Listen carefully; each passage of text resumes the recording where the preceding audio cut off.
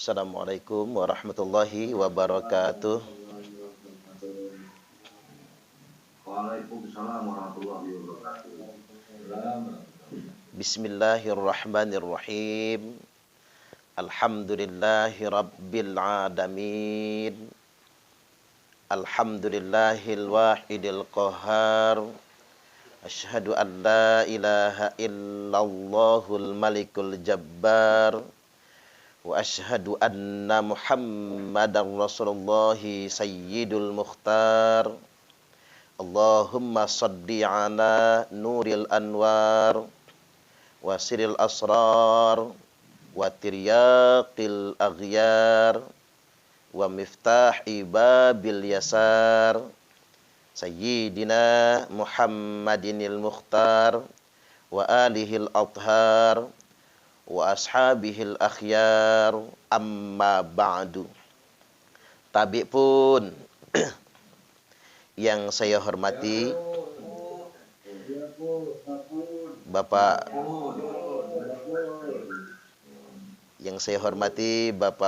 Kapolda Lampung.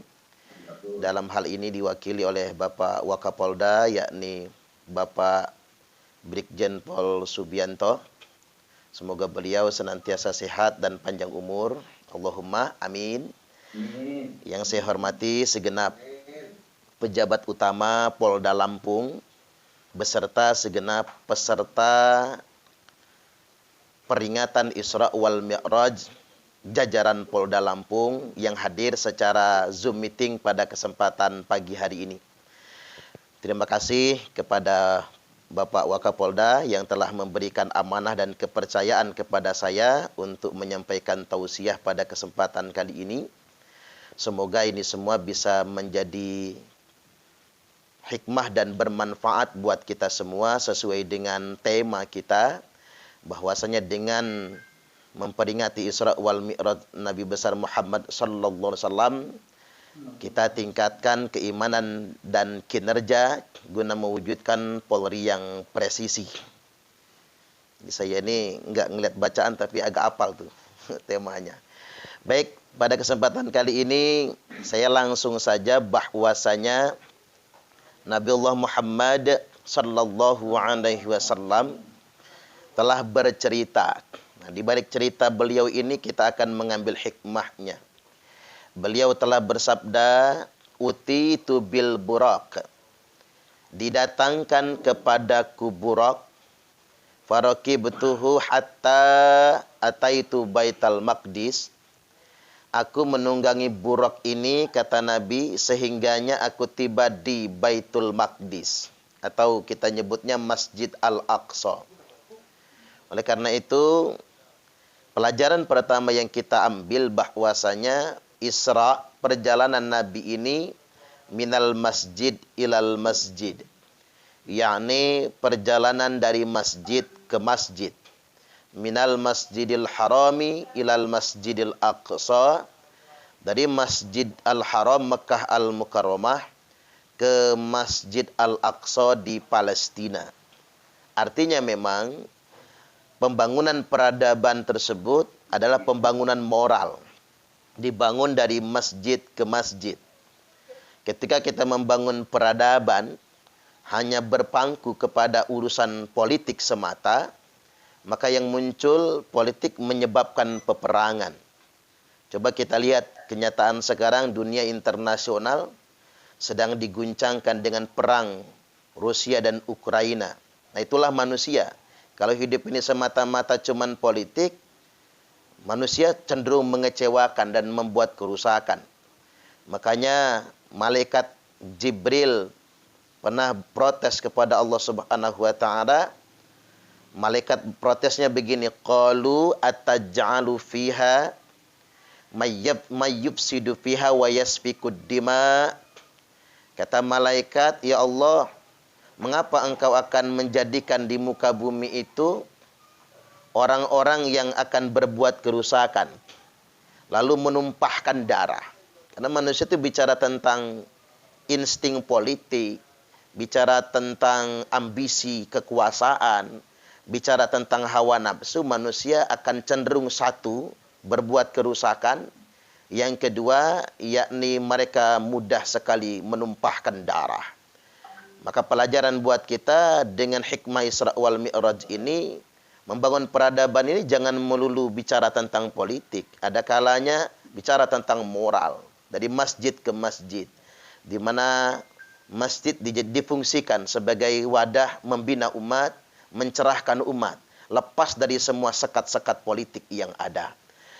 Nah kemudian tsumma dakhaltul masjida fa shallaitu fihi rak'atain.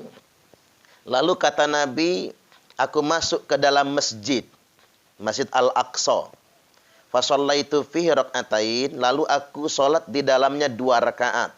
Ini pelajaran juga bagi kita semua bahwasanya peristiwa Isra wal Mi'raj itu bukan pertama kali perintah salat. Karena pada kenyataannya sholat sudah ada sejak awal. Buktinya Nabi masuk Masjid Al-Aqsa sholat 2 rakaat.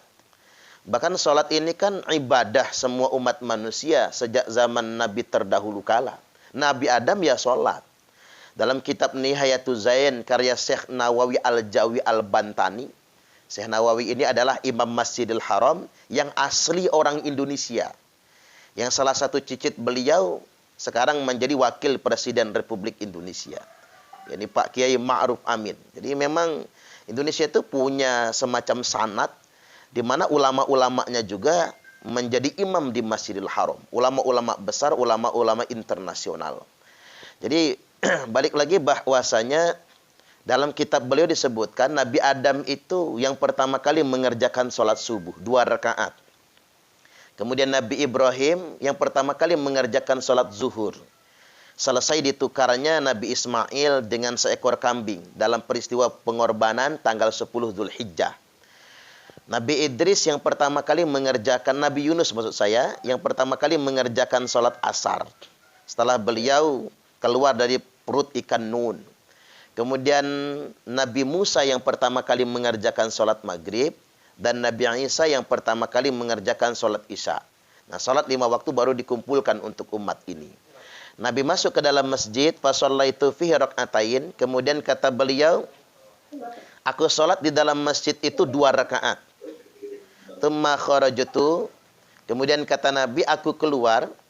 Setelah keluar dari masjid, kemudian faja'ani Jibril, mendatangi aku malaikat Jibril alaihi salam bi'ina'im min laban, dengan segelas atau semangkuk susu di tangan kanannya, wa ina'im min khamrin, dan segelas khamr di tangan kirinya. Jadi Nabi disuruh milih oleh malaikat Jibril, pilih Muhammad. Nabi agak bingung waktu itu, agak mikir milihnya. Mengapa mesti ada mikir terlebih dahulu? Dikarenakan waktu itu khamr belum diharamkan. Jadi boleh saja kalau Nabi ingin pilihnya khamr, karena khamr memang belum diharamkan. Kemudian beliau berkata, fakhtartul laban. Aku pilih segelas susu, kata Nabi. Wa qala Jibril. Jibril berkata, ikhtartal fitrah. Pilihan kamu tepat, kata Jibril. Atau laqad asabtal haq. Pilihan kamu benar. Kata Nabi Jibril, seandainya saya salah pilih. Yang saya pilih tadi khamr, apa jadinya? Kata malaikat Jibril, Muhammad, seandainya engkau salah pilih, maka itu pertanda umatmu bakal jadi pemabok semuanya. Untung Nabi nggak salah pilih, pilihnya susu. Sekaligus ini pelajaran bagi kita. Walaupun sempat bingung, tapi pilihannya pasti. Adresnya jelas, alamatnya pasti. Pilih yang tangan kanan, susu. Pilih yang tangan kiri, khamr. Kan enak milihnya. Persis kayak nyanyian zaman dahulu itu. Madu di tangan kananmu, racun di tangan kirimu. Enak milihnya. Milih yang tangan kanan, madu. Milih yang tangan kiri, racun. Cuman kalau pilihan yang disodorkan sama ibu-ibu jadi repot. Ibu-ibu kira-kira pilih di madu apa di racun kira-kira. Milih di madu makan mati, milih di racun mati. Tapi yang jelas enak milihnya. Pilih yang tangan kanan susu. Pilih yang tangan kiri khamar, yang tangan kanan madu, yang tangan kiri racun. Cuman kita akan dihadapkan dengan suatu zaman talbis. Apa itu zaman talbis? Talbisul haqqo bil batil, kecampur. Khamar campur susu. Madu campur racun. Mereknya susu, dalamnya khamar. Katanya madu, dalamnya racun. Hidangannya kopi, dalamnya sianida. Jadi ingat kita sama Jessica Kumala Wongso dulu. Geger dunia internasional ini. Gara-gara kopi sianida itu. Jadi yang repot itu kalau kecampur. Ibarat bensin sama air. Kalau kecampur repot. Diminum motor mogok. Diminum manusia mabok. Nah, kita akan dihadapkan dengan ujian di zaman ini. Di mana orang jubahnya agama, tapi kelakuannya tidak mencerminkan ajaran agama. La ya'rifunal ulama'a illa bithaubin hasan. Jadi ulama itu hanya teridentifikasi dari pakaian, bukan dari ilmu dan akhlak moralitasnya. Makanya umat akhir zaman ini kadang-kadang terkaget-kaget dengan oknum yang labelnya pemuka agama, tapi kelakuannya tidak mencerminkan nilai-nilai agama itu sendiri. Ini namanya zaman talbis. Kalau bahasa Arabnya itu talafi. Talafi itu apa? Penampilannya islami tapi tukang provokasi. Penampilannya agamis tapi tidak sesuai dengan kelakuan yang sesungguhnya. Kalau orang Palembang nyebutnya waluyo. Wajah lugu ati buayo. Maaf ya kalau ada polisi yang namanya waluyo. Ini kebetulan sama. Beda waluyo Palembang sama waluyo Jawa beda. Jadi artinya kita jangan sampai sekarang ini termanipulasi oleh penampilan. Nah ini hikmah yang kedua yang hendak saya sampaikan. Hikmah Nabi minum susu atau khamar tersebut mengajarkan kepada kita semua jangan tertipu dengan penampilan. Karena bagi orang awam bahasa agama itu paling mudah untuk dimanipulasi bagi mereka. Makanya kalau kata Ibnu Rushd, kalau ingin menipu orang awam, maka balutlah semua kepentingan politik dengan judul agama. Makanya Allah juga mengingatkan, A'udzubillahi minasyaitonirrajim, wala tuti' kulla hallafim mahin. Jangan pernah menjadi followers. Jangan pernah ikut-ikutan dengan kelompok yang gampang sekali mengatasnamakan agama. Membangun propaganda di sana-sini, bersumpah-sumpah atas nama Allah. Dan kerjanya mencela, memprovokasi, binamim yang tujuannya untuk mengadu domba. Jadi adu domba pakai bahasa agama adalah adu domba yang paling mudah. Apalagi orang sudah bersumpah, Al-Quran ditaruh di atas kepala. Kan sempat saya sampaikan di seluruh Polres Selampung. Ini program Pak Kapolda, Pak Wakapolda kemarin. Ini sukses ini sebetulnya. Jadi safari dakwah wawasan kebangsaan ke 14 Polres Provinsi Lampung. Yang saya sempat sampaikan itu bendera hitam. Betapa ratusan juta bangsa Indonesia ini ditipu dengan sebutan bendera tauhid. Padahal nggak ada bendera tauhid itu kan nggak ada. Ya harus dipertegas sedemikian rupa. Jadi balik lagi bahwasanya hati-hati di zaman sekarang. Tidak mesti semua orang yang bicara agama itu sesuai dengan maunya agama. Karena ini sudah wilayah penafsiran. Wilayah pendapat. Oleh karena itu penting bagi kita semua memilah dengan nurani dan akal sehat mana ajaran Islam yang sesungguhnya. Nah selesai minum susu Nabi kita, kemudian diajak naik ke atas Mi'raj. Jadi Isra itu dari Masjidil Haram ke Masjid Al-Aqsa. Kita nyebutnya Isra. Nah naik ke langitnya itu kita nyebutnya Mi'raj. Mi'raj ini jarak antara bumi dengan langit yang pertama itu kana miqdaruhu khamsina alfasanah. Itu sama saja dengan jarak tempuh perjalanan 50.000 tahun lamanya. Artinya Bapak Ibu mustahil kalau pakai ikhtiar manusia, walaupun pakai pesawat yang paling canggih sekalipun mustahil kita bisa menjangkau langit yang pertama. Karena butuh waktu 50.000 tahun.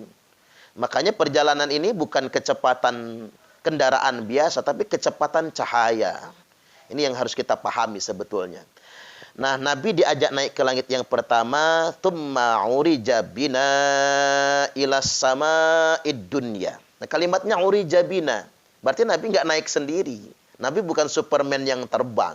Nabi itu dinaikkan, diterbangkan. Makanya naik kendaraan yang namanya buraq.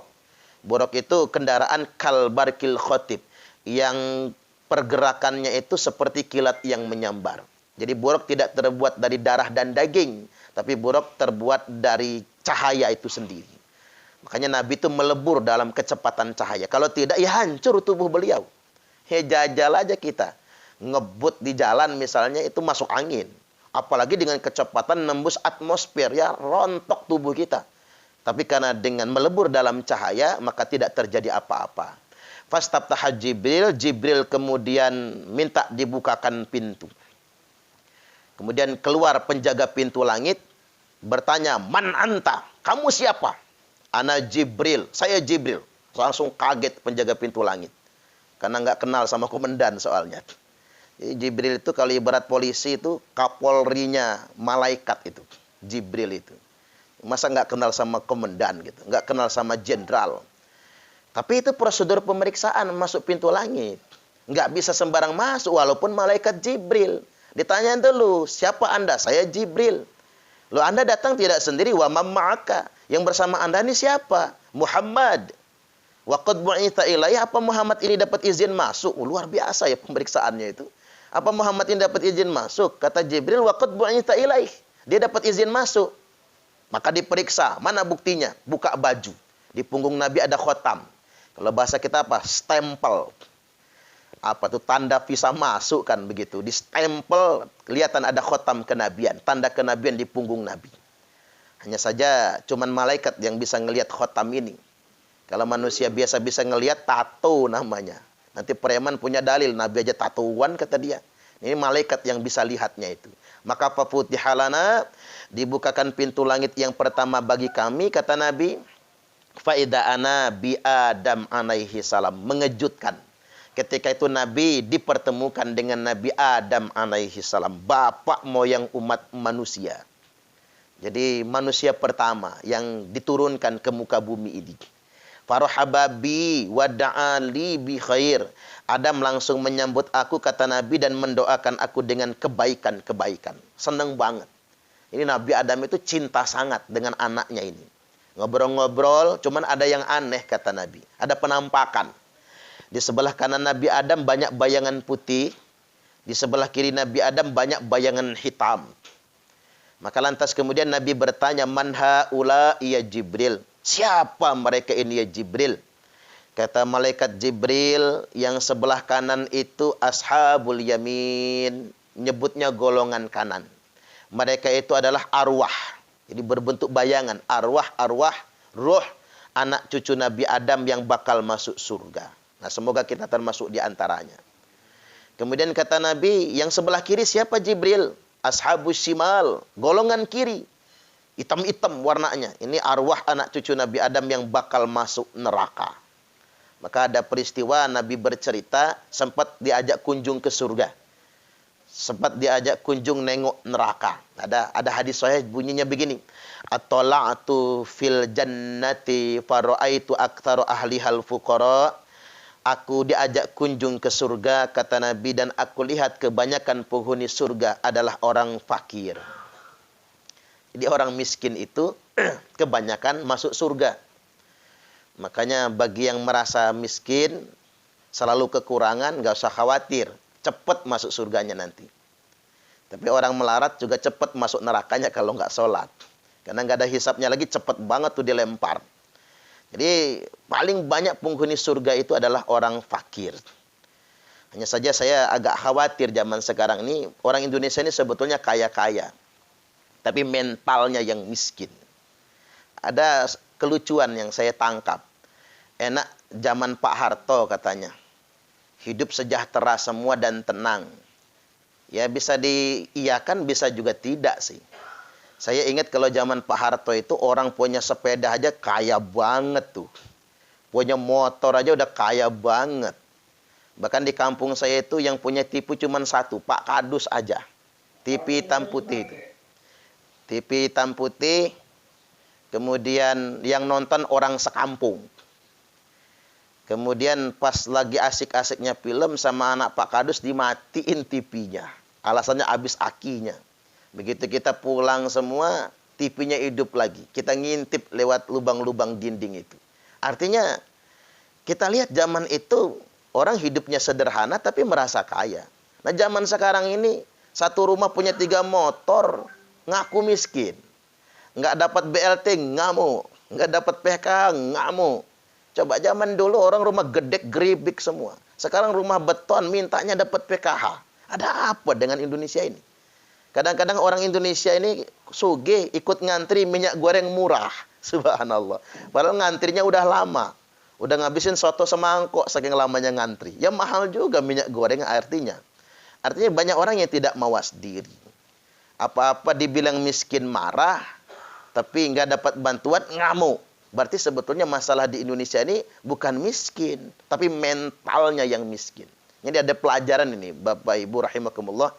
Saya dulu pernah diminta, nggak usah disebut instansinya nggak enak ya, surat keterangan tidak mampu agar bisa umroh.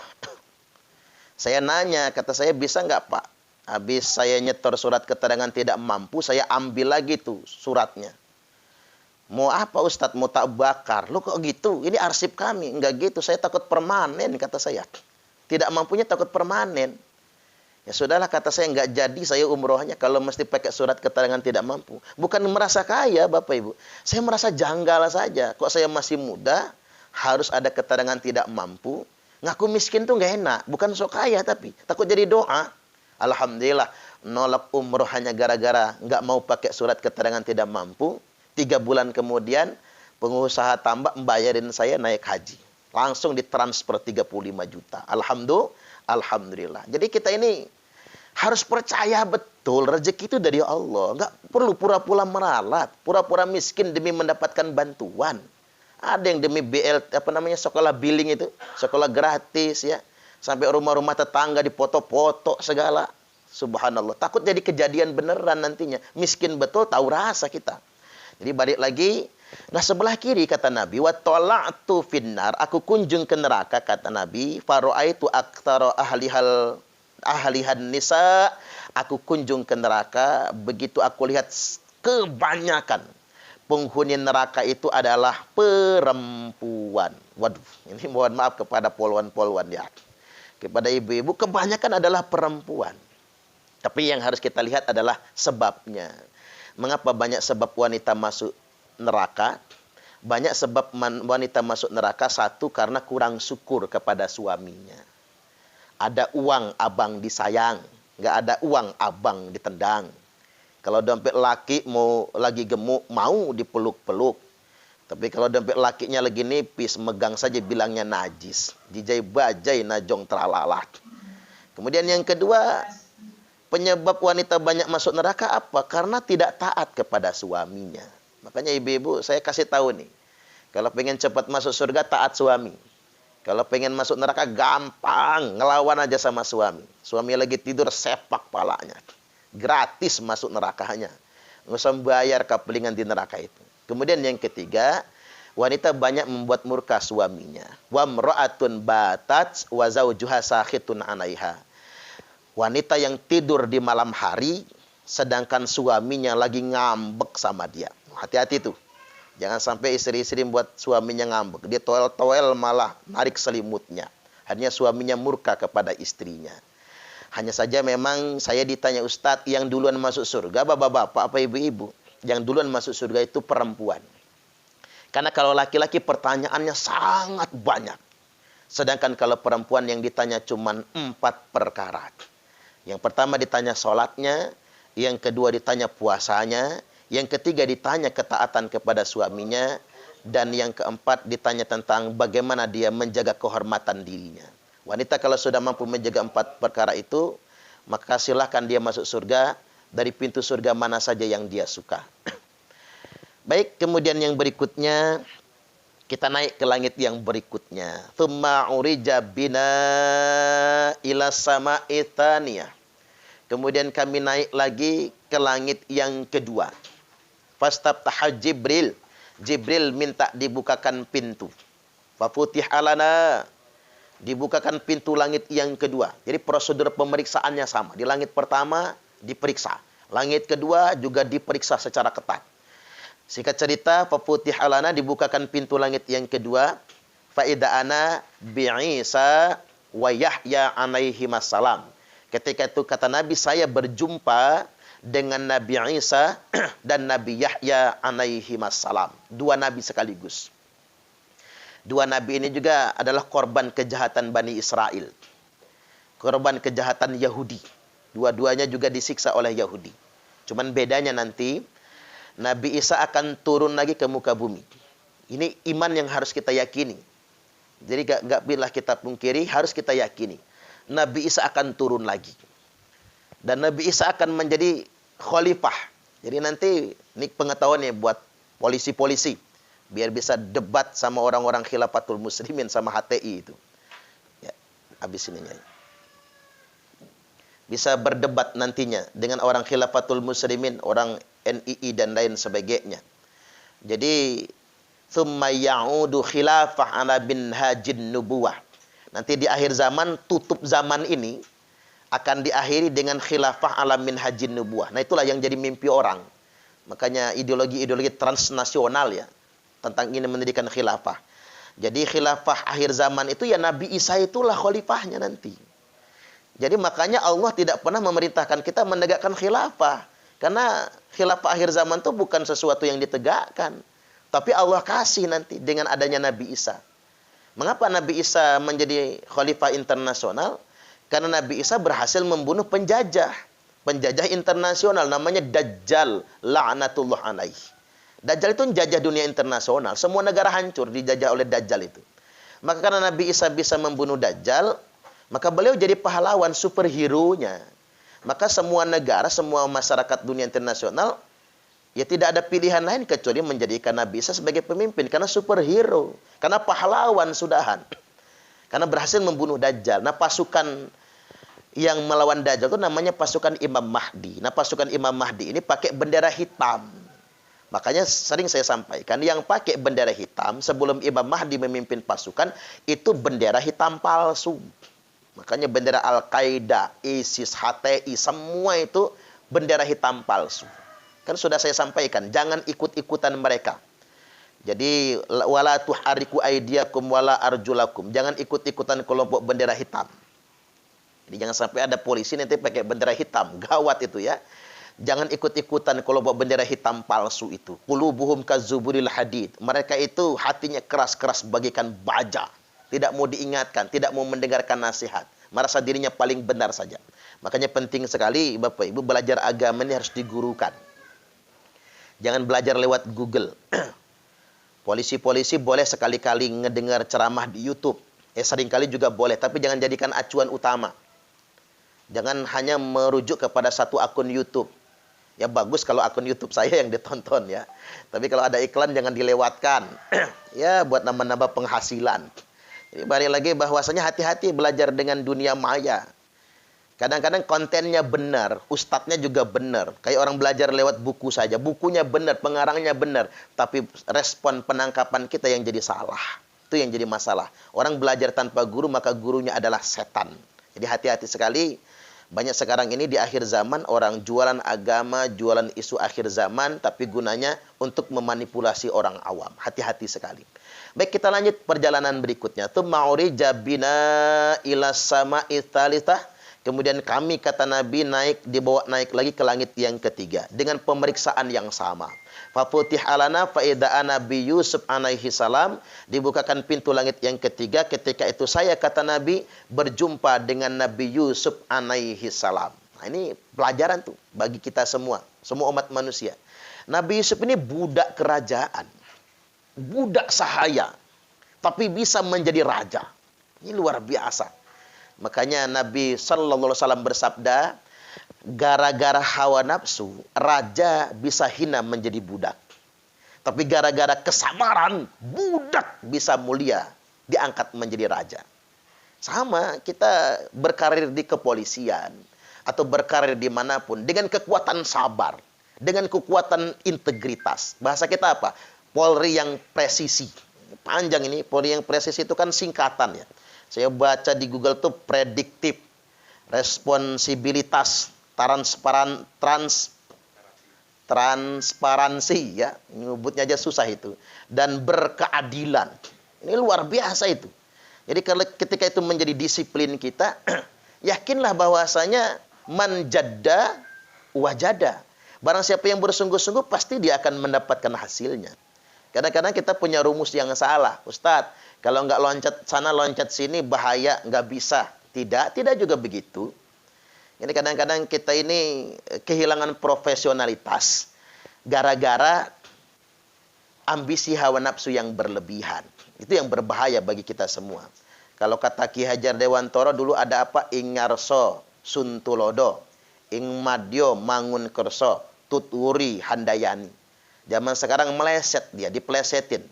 Ing ngarso numpuk bondo, ing madyo mangan konco, tuturing golek rai. Nah, ini bahaya ini.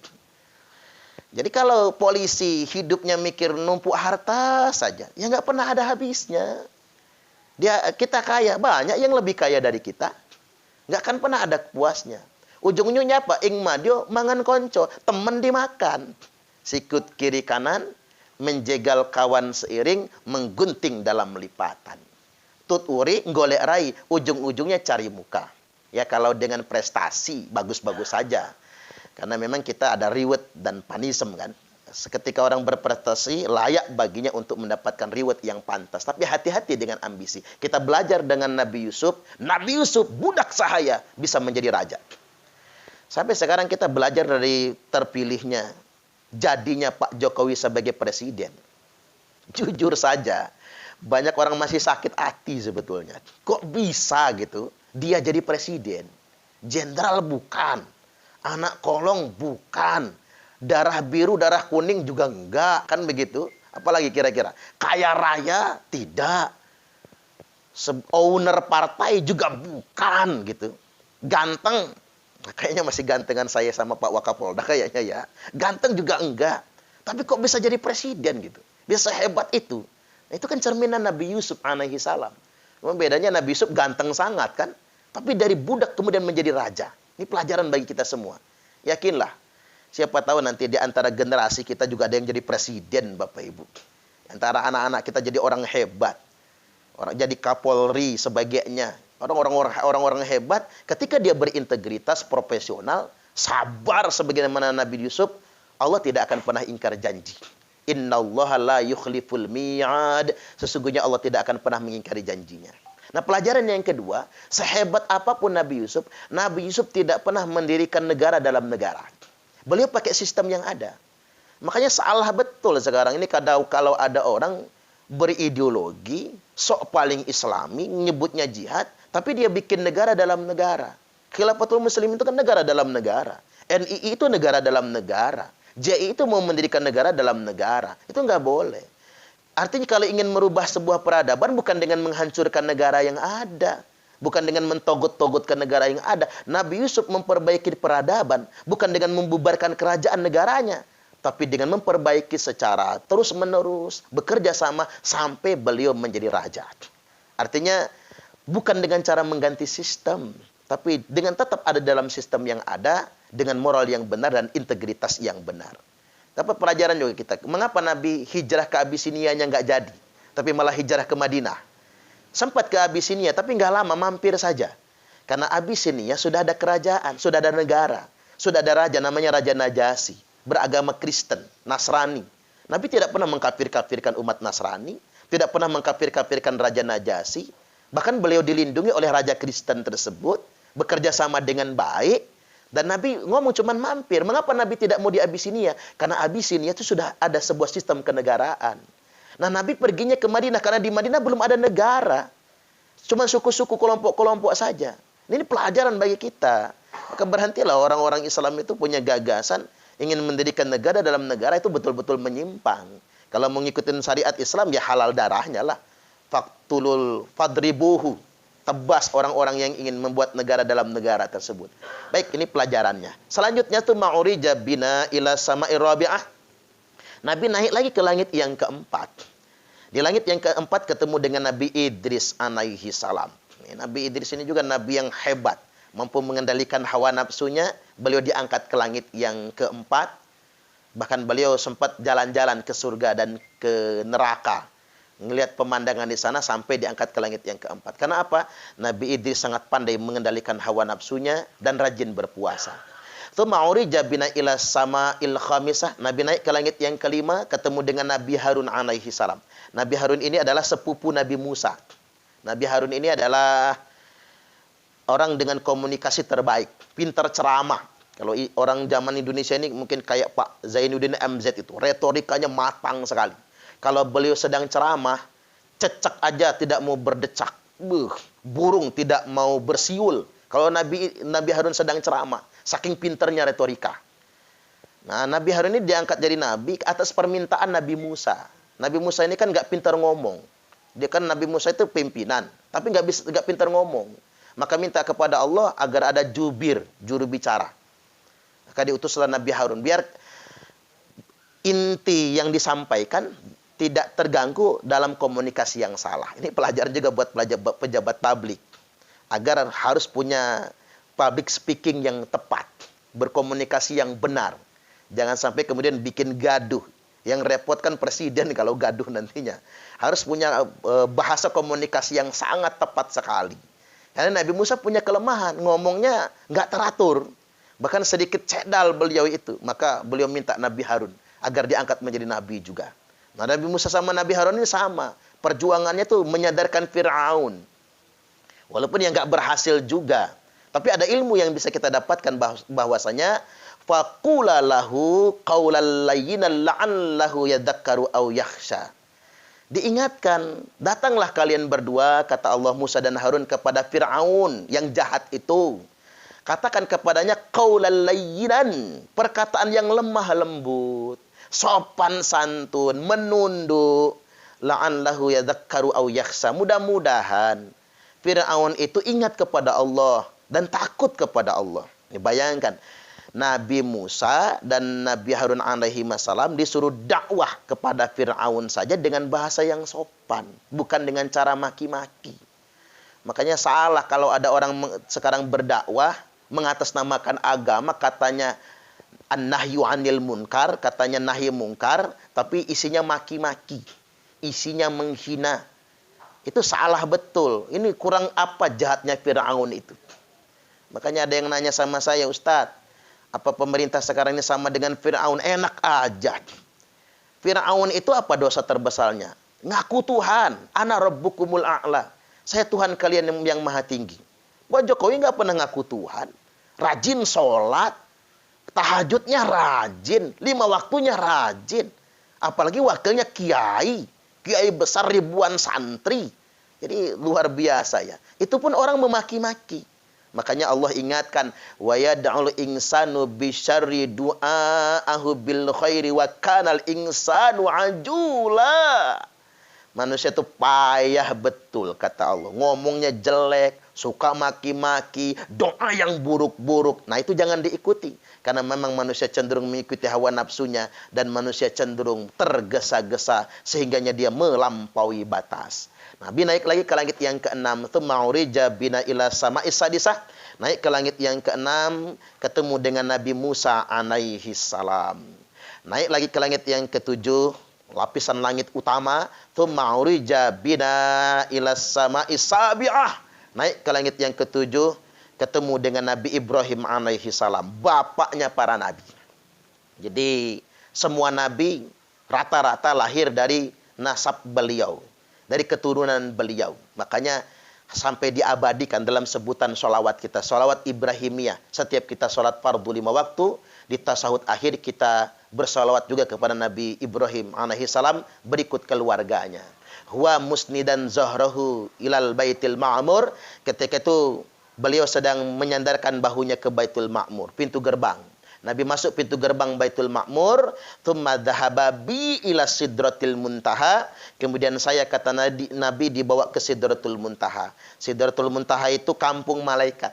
Jadi kalau ditanya, Pak, di mana kampung malaikat? Ya, Sidratul Muntaha. Wa maqamu Jibril fi wustaha. Dan tempat tinggalnya Jibril itu di tengah-tengah Sidratul Muntaha. Jadi tempat tinggalnya Jibril itu di sana. Jadi markas malaikat Jibril. Terhenti sampai di situ. Nabi naik ke atas. Tapi takut. Nggak berani Jibril temenin.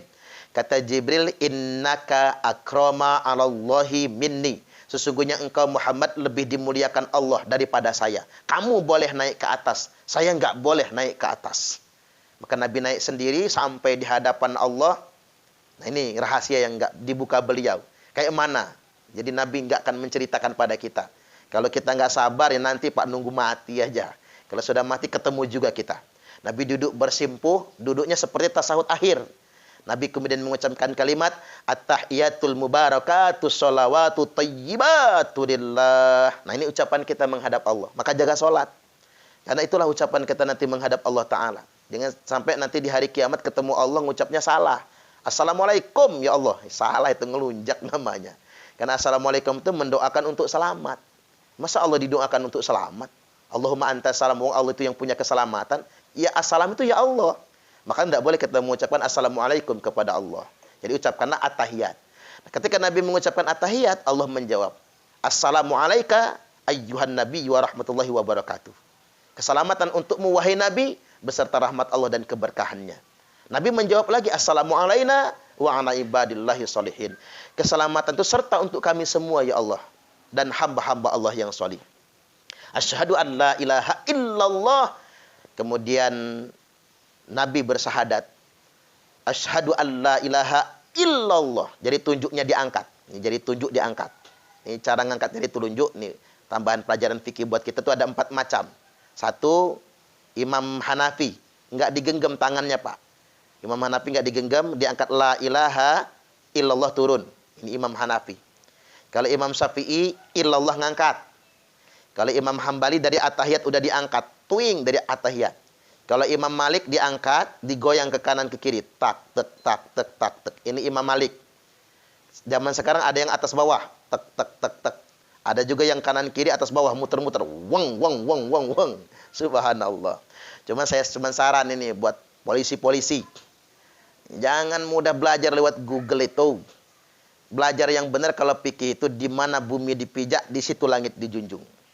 Itu fikih, itu hukum disepakati oleh seluruh ulama itu. Artinya lain ladang, lain belalang, lain lubuk, lain ikannya. Kalau di India, Pakistan, Bangladesh itu madhab Hanafi. Jadi begini semua sholatnya. Biarkan di sana begitu. Amin disirkan. Kalau di Indonesia ini bermadhab Syafi'i. Saya kemarin ngobrol panjang lebar sama Dr. Nasir Abbas. Dedengkot JI, Ketua Mantiki 3 kan. Itu pimpinan JI internasional. 2 jam beliau memaparkan materi juga. Sama bekas-bekas anggota JI yang tobat di Lampung ini. Jadi saya ini punya tugas berat, Bapak Ibu. Kerjasama dengan Densus, ngebina JI-JI yang tobat ini. Entah tobat beneran apa enggak tahu saya pokoknya. Jadi ada pelajaran yang saya ambil dari beliau. Di Malaysia itu, tidak boleh ada satupun sekolah formal yang mengajarkan fikih di luar madhab Syafi'i. Itu keren itu. Keren banget. Indonesia ini kalau bisa niru begitu, hebat. Karena gini, kita sekarang begini. Anak kita sekolah di SDIT. Tapi diajarkan cara beragama yang beda dengan orang tuanya. Kan jadi benturan dengan orang tuanya. Bahkan ada SDIT, ada pondok yang hormat bendera haram. Nyanyi lagu Indonesia Raya haram. 6 tahun di pondok enggak pernah upacara bendera. Enggak pernah nyanyi lagu Indonesia Raya. Bapaknya polisi, nanti anaknya jadi teroris. Apa jadinya dunia kita ini? Saya setuju sama Malaysia itu. Semua sekolah formal, mau swasta atau negeri, harus mengajarkan madhab Syafi'i. Akidah Asy'ariyah. Begitu. Ya sama kayak Arab Saudi. Arab Saudi itu semua sekolah formal, pengajian-pengajian wajib mengajarkan madhab Hambali. Karena madhab resmi di Arab Saudi kan Hambali. Sholat di masjid juga bermadhab Hambali. Sekolah-sekolah, madrasah, universitas mengajarkan madhab Hambali. Nah kan keren tuh. Artinya perkara fikih ini jangan sembarangan. Percayalah, yang madhab Syafi'i, NU misalnya kan, Muhammadiyah itu nggak salah, Bapak, itu udah benar semua itu. Ikuti yang umum-umum saja, nggak akan mungkin salah itu. Jadi jangan sampai yang menyelisihi dari orang kebanyakan. Nah baru kita masuk ke puncak. Ini jam 9 ya. Dan hampir 1 jam ceramahnya. Fa'awahallahu ta'ala alayya khamsina sholatan. Lalu kata Nabi, Allah wahyukan kepada saya 50 sholat. Ini kalau sholat 50 waktu, nggak sempat kerja lagi kita. Nggak sempat tugas lagi. Maka kemudian singkat cerita ditawar-tawar, jadilah tinggal 5 waktu sholat. Kita sudah sering mendengar kisahnya, jadi nggak perlu saya ulas kembali. Maka kemudian Allah berfirman, Ya Muhammad, wahai Muhammad, innahunna khamsa shalawatin. Sesungguhnya dari 50 sholat itu adalah 5 waktu sholat. Jadi negosiasi yang digambarkan itu, yaitu cuman buat cerita saja, prosedur. Allah sebetulnya pengennya cuman 5 waktu itulah. Cuman kan cara Allah membuat perjanjian lah. Agar sholat 5 waktu ini tidak berupa perintah saja, tapi berupa kontrak. Kita diwakili oleh Nabi, berkontrak janji dengan Allah Ta'ala. Makanya dari 50 muncul sebuah kesepakatan 5 waktu sholat. Maka wa'ahidtu anni ahdan, kita buat perjanjian, kata Allah. Aku janjikan di sisiku, annahu man hafadha alaihinna liwaqtihinna adkhaltuhul jannah. Sesungguhnya barang siapa yang menjaga 5 waktu sholatnya, pada waktu-waktunya aku masukkan dia ke dalam surga. Wa man lam yuhaffidh 'alaihinna liwaqtihinna fala ahda lahu indi. Dan barang siapa yang tidak menjaga salat 5 waktunya, pada waktu-waktunya tidak ada janji di sisiku. Nah, kita sebagai umat muslim ya wajib menjaga waktu-waktu salat kita. Sebagai polisi rasakan Pak keberkahannya menjaga waktu salat itu. Kita jadi disiplin, hidup kita menjadi barokah, pekerjaan kita jadi mudah. Bayangkan kalau kita nggak ditolong Allah. Tugas-tugas kita yang tadinya mudah jadi berat kalau nggak ditolong oleh Allah Ta'ala. Makanya sahabat dulu hilang jarum saja mereka sholat sunnah 2 rakaat. Ya Allah tunjukkan di mana jarum saya tadi yang jatuh. Padahal jarum mah tinggal beli lagi selesai kan. Tapi perkara sekecil saja mereka minta kepada Allah Subhanahu Wa Ta'ala. Nah, kita nggak perlu muluk-muluk lah. Jaga 5 waktu sholat. Kan sholat nggak bikin repot. Cuman 5 menit ini. Subuh wayahnya kita sudah bangun. Zuhur kita istirahat kerjaan. Mana ada pekerjaan yang nggak ada istirahatnya. Asar memang sudah selesai kerjaan pulang ke rumah. Kuli bangunan aja jam 4 selesai kerja. Maghrib memang kita wayahnya sudah sampai rumah. Isya kita memang sudah mau istirahat. Dan tidak akan pernah repot. Saya belum pernah ngelihat orang habis sholat ngap-ngapan. Ngapa Pak ngap-ngapan? Capek habis sholat? Nggak pernah. Orang makan ngap-ngapan ada. Makan kebanyakan. Nggak muat lagi tuh perutnya. Sampai tepar nggak bisa bangun. Tapi sholat tidak pernah merepotkan. Jagalah sholat. Kecuali dalam tugas yang sangat darurat. Saya tegaskan bahwasanya di Masjidil Haram saja polisi nggak sholat. Jumatan tuh polisi nggak sholat. Karena ngapa? Jaga. Boleh. Kalau lagi tugas Pak, lagi piket nggak apa-apa. Nanti sholatnya mereka, sholat zuhur. Lagi Jumatannya nggak Jumatan. Coba lihat, semua polisi di Masjidil Haram nggak ada yang Jumatan. Kita mau sholat, dia yang melototin kita. Karena selip dikit orang nusuk imam Masjidil Haram. Segitunya di Arab itu, lengah dikit imam Masjidil Haram ditusuk. Sudah sering percobaan pembunuhan imam Masjidil Haram. Kok bisa ya ada orang yang pengen bunuh imam Masjidil Haram? Nggak masuk akal gitu. Bagi saya nggak masuk akal sekali. Tapi itulah, ketika orang sudah keracunan ideologi yang salah, keracunan agama, itu yang terjadi. Maka polisi tidak sholat. Begitu sudah ganti sip, baru mereka sholat nantinya. Bahkan polisi boleh menjamak qasar sholatnya ketika sedang bertugas. Ini Islam tuh banyak sekali rukhsah. Tapi jangan sekali-kali meninggalkan sholat. Hilang keberkahan hidup kita nantinya. Tafarruq li'ibadati, lapangkan waktu untuk menyembahku, kata Allah. Amla'u sadraka ghinan, aku janji kupenuhi dadamu dengan kekayaan. Betapa banyak Pak hidup kita ini sengsara. Bukan karena susah. Bukan karena nggak kaya, tapi nggak cukup. Karena nggak cukup. Punya bini, matre, nggak cukup. Ada aja masalah aja dia sumpek. Jagalah sholat. Maka aku penuhi dadamu dengan kekayaan. Kata Nabi, kata Allah, wa asudda fakruka, dan akan aku cukupkan kalau engkau sedang dalam keadaan kekurangan. Wa illam taf'al, tapi awas. Kalau engkau tidak menjaga sholat. Sholat zuhur mepet asar. Asarnya numbur maghrib. Maghribnya mentok isya. Isyanya ketiduran, subuhnya kesiangan. Ketiban sholat subuh niatnya usolli fardhu subhi. Rakaataini mustaqbilal qiblati qodoan lillahi ta'ala. Loh kok qodoan Pak? Jam 8 sholat subuhnya. Istrinya nyusul. Apa kata istrinya? Usolli fardhu subhi rakaataini mustaqbilal qiblati. Kesiangan lillahi ta'ala. Loh kok kesiangan Bu? Jam 9 sholat subuhnya. Nanti anaknya niru. Apa kata anaknya? Usolli fardhu subhi wal zuhri wal asri wal maghribi wal isya'i kroyoan, oplosan lillahi ta'ala. Hancur sholatnya. Kalau kata orang Jakarta, subuh maraton, zuhur ke salon, asar main badminton, maghrib mainin handphone, isya nonton sinetron, sinetron, mati kena smackdownnya malaikat Israel. Nah, kelar Nabi terima perintah sholat, terakhir Nabi pulang, sampai rumah itu Nabi sebelum subuh. Nah, pas subuh Jibril datang lagi Jibril. Kum fasolli, Muhammad berdiri sholat. Jibril nyontohin, Nabi di belakang. Sholat subuh 2 rakaat. Jadi cara ngajarnya begitu. Zuhur Jibril datang lagi. Muhammad berdiri sholat. Jibril nyontohin sholat 4 rakaat sama bacaannya. Asar datang lagi. Maghrib datang lagi. Isya datang lagi. Jadi Jibril mengajarkannya bukan dengan teori, bukan dengan buka kitab, tapi dengan memberi contoh.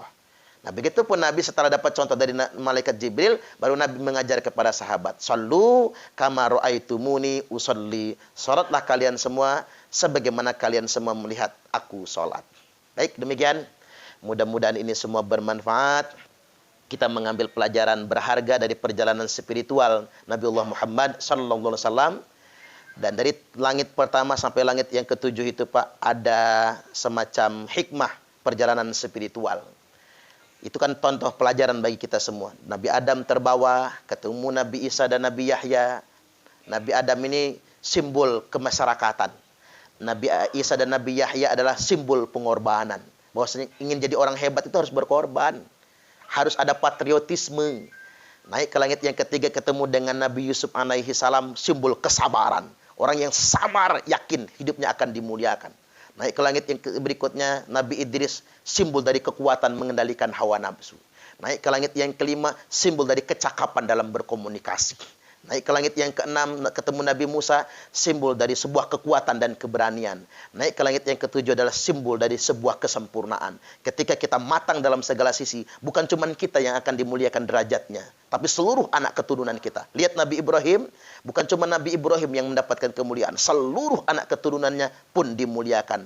Wa alhiqna bidzurriyyatihim, kami ikatkan mereka juga dengan kemuliaan seluruh anak keturunannya. Mudah-mudahan anak keturunan Bapak Ibu semua adalah anak keturunan yang dimuliakan oleh Allah Subhanahu wa taala. Allahumma amin amin ya rabbal alamin. Demikian dari saya. Mudah-mudahan ini semua bermanfaat. Kita akhiri dengan berdoa Bapak Ibu. Ya dzal jalali wal ikram ila hadratin nabiyil mustafa sayyidina Muhammadin sallallahu alaihi wa azwajihi wa auladihi wa dzurriyyatihi syai'ulillahi lahumul fatihah. A'udzubillahi minasyaitonir rajim. Bismillahirrahmanirrahim. Alhamdulillahi rabbil alamin arrahmanir rahim maliki yaumiddin. Iyyaka na'budu wa iyyaka nasta'in. Ihdinas siratal mustaqim. Siratal ladzina an'amta 'alaihim ghairil maghdubi عليهم ولا الضالين آمين. أعوذ بالله من الشيطان الرجيم. بسم الله الرحمن الرحيم. الحمد لله رب العالمين. اللهم صل وسلم على سيدنا محمد وعلى آله وصحبه وبارك وسلم أجمعين. اللهم اغفر لنا ذنوبنا ولوالدينا وارحمهم كما ربونا صغارا. ربنا هب لنا حكما وألحقنا بالصالحين. Waj'al lana lisana sidqin fil akhirin. Ya Allah, berikan kami ilmu yang disertai kebijaksanaan. Ikatkanlah kami beserta seluruh keturunan kami sebagai orang mulia semua. Dan ikatkanlah kami beserta teman-teman kami, mitra kami sebagai orang baik semua.